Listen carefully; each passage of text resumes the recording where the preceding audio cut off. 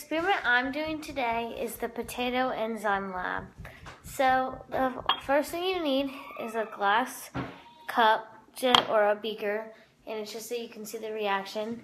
And you need hydrogen peroxide, and then you need a potato so you can cut it into 3 slices.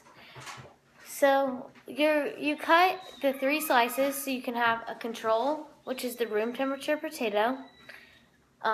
And then your 2 variables. One you put in the freezer to freeze the potato slice, and one we're going to boil.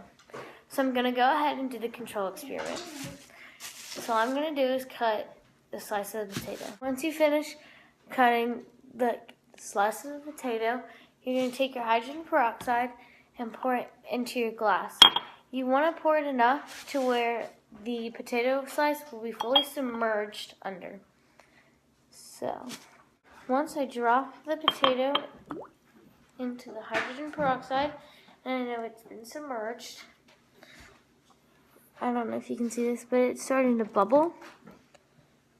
And what's actually happening is there's an enzyme in the potato that's breaking apart the hydrogen peroxide, and it's splitting it into water and oxygen. So that's what's on the top.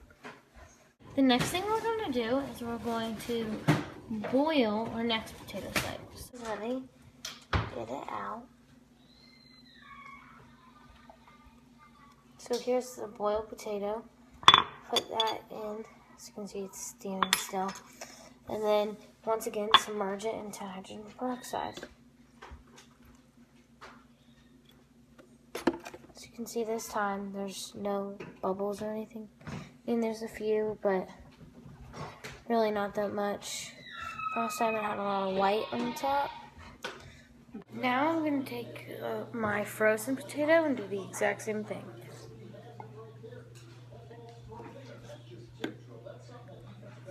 Submerge.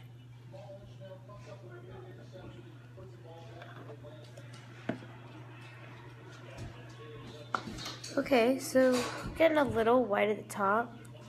I don't know if you can see it. Getting a little white. In conclusion, we see that the temperature did affect the enzymes. The control had the most decomposition of the hydrogen peroxide. If I get close up, you can see that it is still working, and that there's a lot of white bubbled up on the top there.